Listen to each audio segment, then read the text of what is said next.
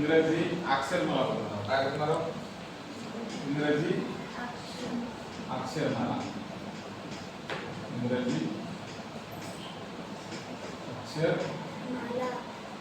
इंग्रजी अक्षरमाला बघत असताना आपण काय करत असतो? एबीसीडीचे क्रमांक आहेत ते फक्त झेड न घेता काय करत असतो? त्याला नंबर देतो. ए चा क्रमांक 1, बी चा क्रमांक 2, सी चा क्रमांक 3 असं द्यायचं. आणि शेवटी याला तिकडून निकलला नंबर येणार किती आहे? 25 ला. याला किती येणार आहे? 24 ला. याला किती येणार आहे? 23. जनरली जर बघितलं तुम्ही या दोन नंबरची जर बेरीज बघितली तर 26 येते. या दोन नंबरची बेरीज किती येते?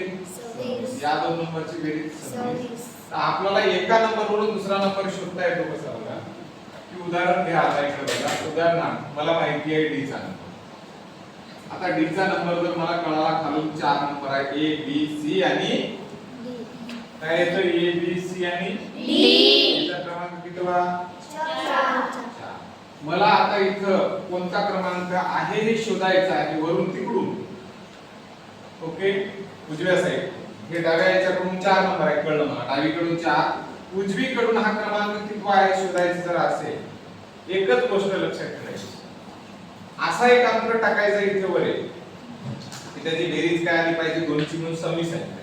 केली पाहिजे 26. आता मला सांगा 26 मधून 4 जर वजा केले तर किती आले? 22. काय आला टीच्या वरचा नंबर?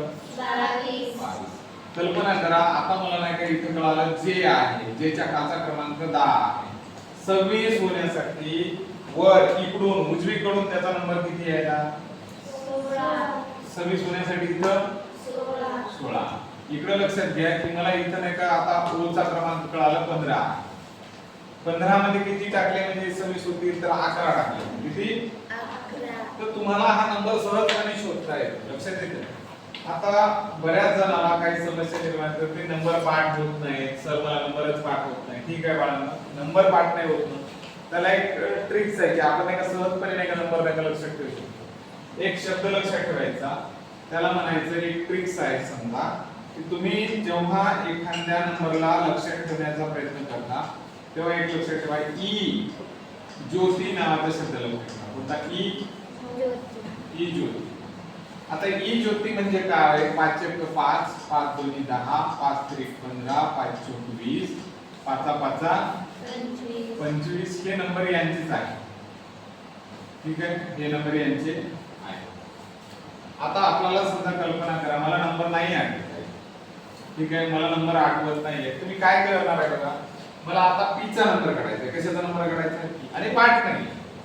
पण मला ओ चा नंबर कळाला. ओ ज्योती मध्ये ओ चा नंबर 15 आहे. ओ झाल्यावर काय येतं? जर ओ चा 15 आहे तर याचा 16. सापला नंबर पटकून. त्यानंतर मला आता नाही का काय करायचं आहे बघा? फॉर एक्झाम्पल के चा नंबर लक्षात ठेवायचा. कशाचा नंबर? के चा पाठ नाही. आता आय जे झाल्यावर के, जे झाल्यावर जे चा नंबर 10 आहे म्हणजे याचा किती? 11. म्हणजे तुम्हाला कोणत्या आता मला समजा यू चा नंबर काढायचा आहे. बरोबर आहे. पण मला टी चा नंबर माहित आहे. S T U.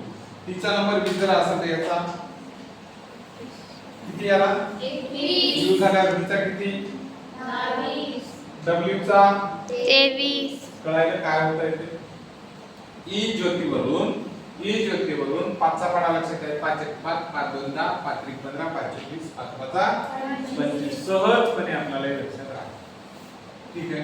आता आपल्याला दुसरी एक गोष्ट याच्यामध्ये शिकायची आहे. जेव्हा असे नंबर असतात बाळांनो, याच्यामध्ये 2-4 गोष्टी लक्षात ठेवायचे की आपल्याला असे नंबर आल्याच्या नंतर काय करायचं आहे? ते नंबरांची म्हणजे बेरीज, गुणाकार, वजाबाकी, भागाकार असल्या गोष्टी याच्यात ऍड केल्या जातात. ठीक आहे. मग आता किमती टाकल्या जातात. समजा उदाहरणार्थ ए आणि सी याची किंमत जर 4 असेल तर ते सांगतात डी आणि ई ची किंमत काय? प्रश्न आहे. तर ए ची किंमत इथे घ्या 1, त्याच्या खाली सी ची किंमत त्याच्या खाली 3, या दोघांची बेरीज काय आली? 4. इथे काय आहे? डी. डी ची किंमत 4, ई ची किंमत 5. 5. 4 आणि 5 9. डी ची किंमत काय असेल पर्यायामध्ये? काय असेल? 9. आता मला सांगा दुसरा अजून करतात की झाली बेरीज प्रोसेस. याच्यामध्ये असंही ते करतात कधी कधी की ए आणि सी म्हणजे 3 3 एक डी म्हणजे काय काय येतं डी म्हणजे 20 म्हणजे 20 तर 20 येतं काय एक त्रिक चार म्हणजे तर डी क्रमांक 4 चा आहे ई क्रमांक 5 चा आहे ते क्रमांक टाकून त्याच्यात मल्टिप्लिकेशन केलं. तुम्हाला खूप वेगळे गणित प्रोसिजर न बनवता येतात.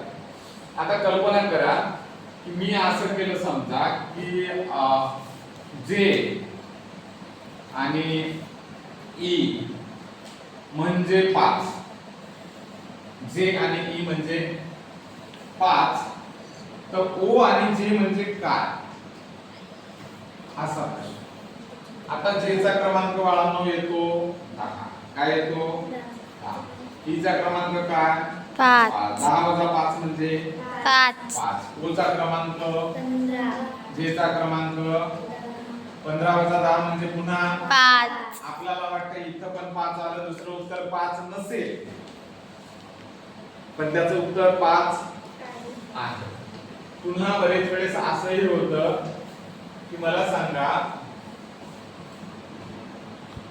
जे भागीला ई बरोबर 2 ठीक आहे जे भागीला त्यानंतर टी भागीला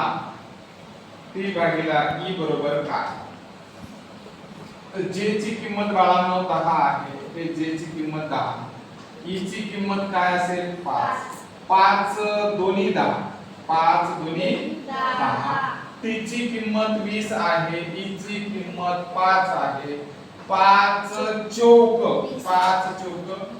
20 उत्तर काय आलं मग याचं 4. तर इथं उत्तर ते नाहीये जे भागीला ई म्हणजे बी म्हणतात जे भागीला ई म्हणजे बी म्हणजे 2 नंबरचा अक्षर बी.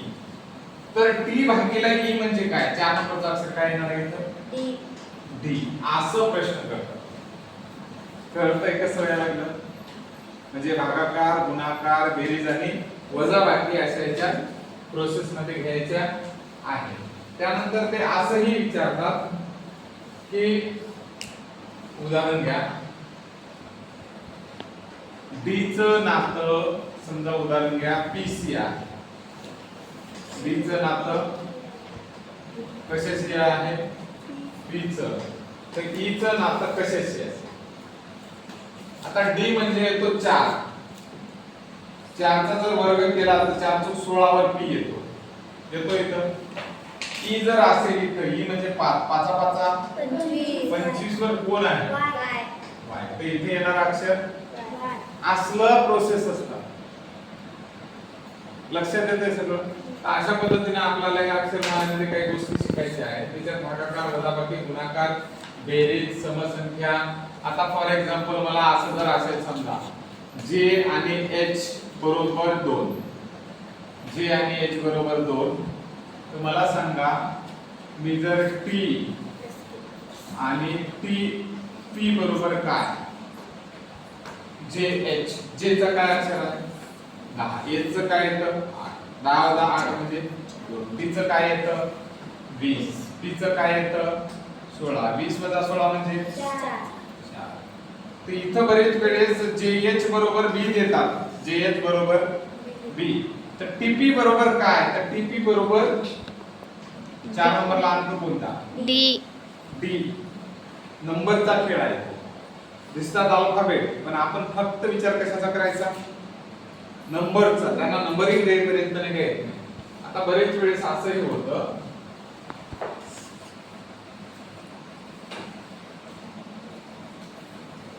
आता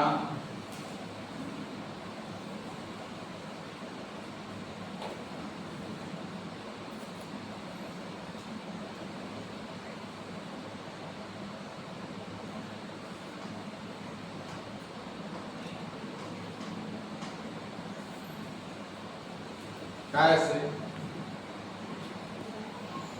वंधनांच्या 22 4 26 येण्यासाठी काय की के जे आहे के च्या वरचा क्रमांक हे 15 झाला इकडे येणार आहे 11 15 आणि 11 26. काय येणार आहे 26. बेरीज 2 अंकाची बेरीज 26. 2 अंकाची बेरीज 26. खालच्या आणि वरच्या. आणि मग तुम्ही म्हणाल हे कसं काय सर? तर हा डी च्या वरचा 22 आहे, डी च्या खालचा 4 आहे, के च्या वरचा 15 आहे, के च्या खालचा काय असेल? काय असेल? कळतंय कसे गणित प्रोसेस होतात?